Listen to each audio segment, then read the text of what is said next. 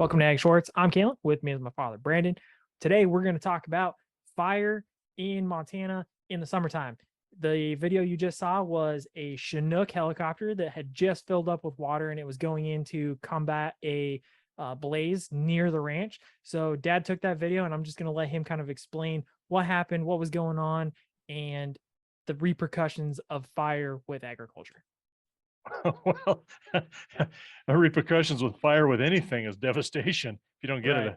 it, too soon, whether it's a structure fire or anything else. But this is today's day 3 of some pretty good fires. I think the first day was 2,800 acres, about 8 miles away from us in some timbered country, and a lot of resources. And that there was 2 seats, or they're basically spray planes dumping retardant, a Bell Ranger type helicopter with a bucket, and then that Chinook. And the Chinook's pretty interesting. The Blaine family out of Billings, Billings Flying Service, they're all over the country with that Chinook, everywhere with it. I mean, they are hellish good pilots. One of the girls' daughter, Ashley, was flying that thing a couple of years ago, or last year maybe, down in the Southwest, and she's going to college, and that's her summer job, is to fly that Chinook. I can Well, believe and it's that. She's impressive 20 too, years old. because to be a Chinook, from my experience working with the government, uh, to be a Chinook pilot, it's a lot of certifications, a lot of extra training. It's a dual engine aircraft, and she was doing it at 19. Like she was Yeah. by herself at 19 combating some of these blazes. So yeah, Yeah. absolutely. Yeah, I mean, the whole family are just phenomenal pilots. But anyway, uh, yesterday a little fire broke out down the road about 4 miles away, and I'm not part of the fire department. We just have a pickup tank and pump, really rudimentary, and so that you could do something by yourself if you need to. And so I headed out again. The other day I was just hauling water for them. You know, Several loads of water till a lot of tenders got there, and then I was really not needed, and probably not needed anyway. But you know what? They were asking for any resource they could get. Um, Made myself available to the IC. She was there. It's her first fire. You could tell she was pretty flustered and asking me, where can we get some like tractors and discs? And so I'm giving her names and helping her out that way. And then I'm just doing my thing, dumping water. So then yesterday went down on that, and it was pretty much put out by the time we got to it, or I did, because we'd been away and we're coming home and saw the smoke after one of the brush trucks went around us. Then today, we're looking at the same place. They're cutting some wheat, and I don't know if this has started with a combine or a piece of equipment or not. I don't know. Um, your brother came down. He's a professional firefighter. He's a wildland firefighter. He's an engine captain, and so he's all over the West. And so he came down last night, spent the night, and wanted to go look at that fire from 2 days ago, and had some friends on that he knows. So he was looking it over and goes, "Oh yeah, okay, yeah, big deal. 2,800 acres went up, just fairly fast." And then yesterday's fire was already out, when I got back, and then today this one. So this was a lot bigger. And we were talking about that with him. And I said, yesterday was 99 degrees and 9% humidity. And so he's got a little chart and he's looking it up and he goes, "Oh, wow, that's like a 90% chance of an outbreak of fire with a spark." Today is 100 degrees and 10% humidity. So I went down and I used up right at 300 gallons of water on this, and there was a bunch of other people on it too. But again, I'm not part of the fire department. I'm just there as a neighbor, help out, and then when they get plenty of people there, then I do what I'm told or asked to do and try to help out best I can. And then when there's all the other guys who are volunteers with really good equipment, then I just kind of back off. And if they don't need me, then I tootle myself home and refill my tank and check my equipment and get ready for the next one. So it's fun. But that was kind of neat, that watching that chopper. He just filled up with water, come over the ridge that I was at, kind of holding a line on the flank there and trying to get some more fires out, just small stuff so they didn't run. And the wind is blowing. The wind's blowing about 20 miles an hour. That's why it was significant. But um, I was kind of just finishing up, and there was kind of a bottom of a draw and some fire going, and I'm in the black, but it's kind of at the edge of me, kind of coming toward me a little bit. Perfectly safe, but still I was having a little trouble getting it out. And all of a sudden I saw that chopper. I knew the fire was getting pretty well under control when that chopper come by, and it was kind of a semicircle around, in front of me. And I realized what was going to happen. I was like, ah! So I grabbed my camera. I was going to take a picture, and he come in and just skimmed over the top of me about 50 feet and dropped a little load of water. He put my fire out completely. Oh, and Oh darn.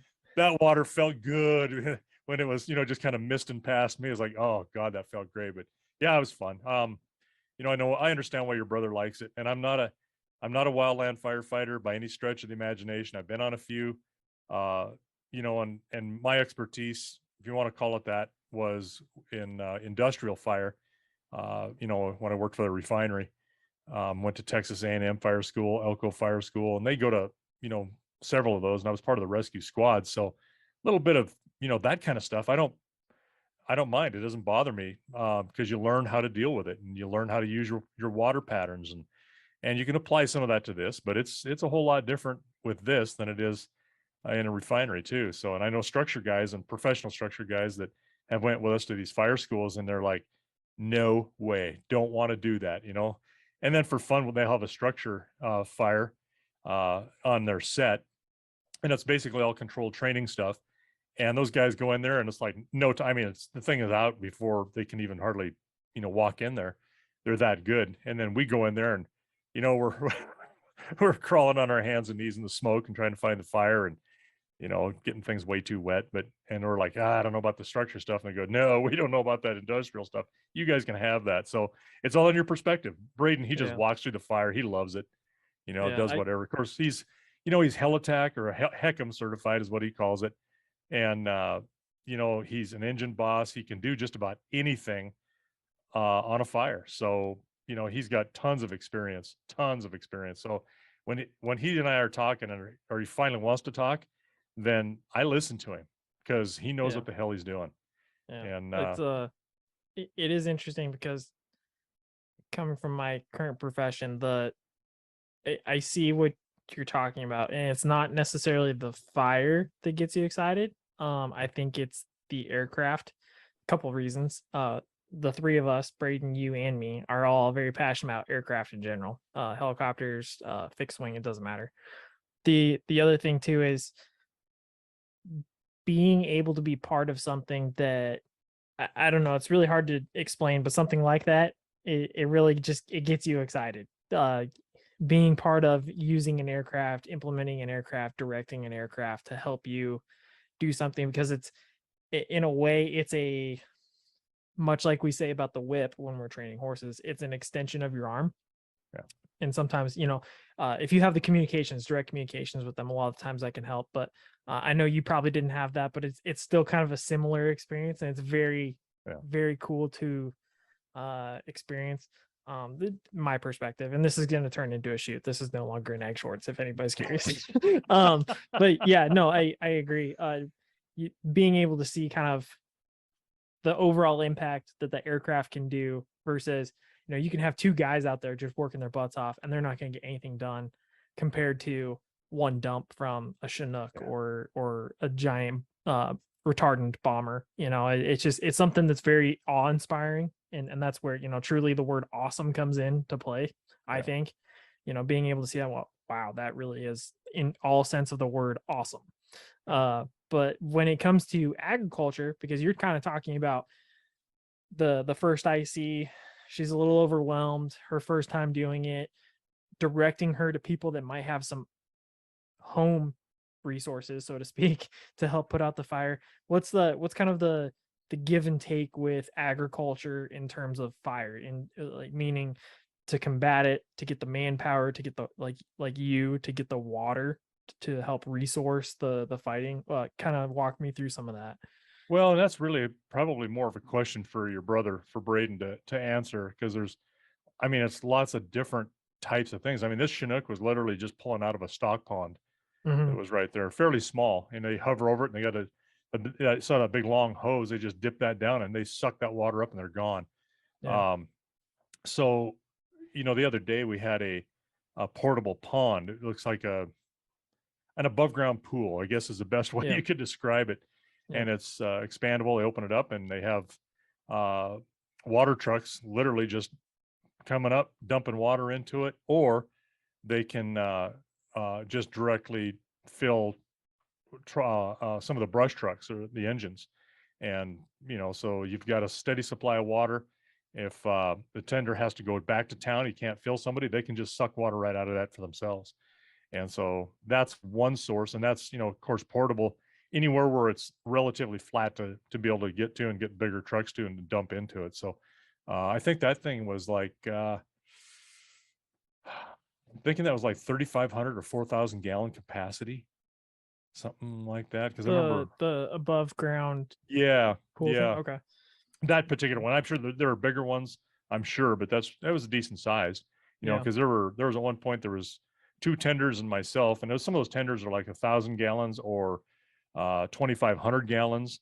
I think they had one really big one that finally showed up that was like 10,000 gallons. Hmm. And all Interesting. I really used ours for. I didn't even start the engine, to pump water. All I did was just use our tank, and it's like 425 gallons. Um, so it's like spitting in the ocean, but Right. everybody, there's some of those tenders are there, and I asked the one tender driver, I know him, Steve here at home, he's in town, and I said, hey, do you want me to keep hauling, or, what do you want? Cause it's, I'm willing to, but if you don't need me, if this is kind of like, not doing much, I'm okay with that. And he goes, man, I'll never say no to water. So Yeah. I said, okay, so take, some more loads and just help out. So, it can be devastating. Like this place down here, I'm driving around on wheat fields where there's big long heads of wheat laying there on the ground, burned up, so I'm hoping, he's got some insurance or something that's, Right. going to take care of that for him, because otherwise, as much as what that was there that burned is, that could be devastating for him. It could wipe him out. Yeah, absolutely. With 3 minutes left, you're talking more crops. Yeah. That's a potential of him getting money in his pocket.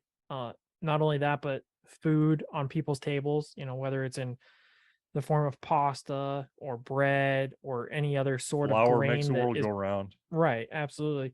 But what is the potential of the issues that can cause the livestock? Because we're talking crops, but what is some of that happens to livestock as well? Well, if they can't get out of the path of the fire, they'll burn up, and they Right. can't run fast enough to outrun a fire. They're not going to last. And some friends of ours on that first fire I talked about were, a couple days ago. I was going back for another load of water, and I saw her. Uh, Friends of ours. It's actually the people that I trained that horse last year. The horse with no name.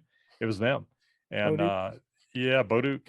And so I picked her up and took her down. They were trying to get some of the cattle out of that spot and get them down to where they could, get out of the line of fire, literally. And so dropped her off to another vehicle as I could see them headed down. And it happened so fast, they had to be on foot to do it. They couldn't even get to a horse to get down there. So it's hard to outrun that fire. And again, these were 18 to 20-mile-an-hour winds, Yeah. 90 plus degrees. I don't know what the temperature was that day. It was a little cooler than yesterday and today, but still you're in the mid 90s. And then overnight it cooled down, the humidity came up, and that Chinook kept flying and flying and flying, and they were able to get a handle on it. So uh, you'll see cattle burned up. They're charred. Horses, cows. Um, that's the big one here. Sheep in some areas could be the same way. So you can take someone's entire livelihood and it's gone in a matter of just a couple hours. Well, that is Dad's experience with fire and dabbling into hopefully a conversation we can have with Braden in a little while or so about fire. I hope But it's that was just a conversations and no more. You're always scared. You're always watching the yeah, horizon for yeah, smoke, yeah. constantly looking for smoke. That's that's fire and agriculture.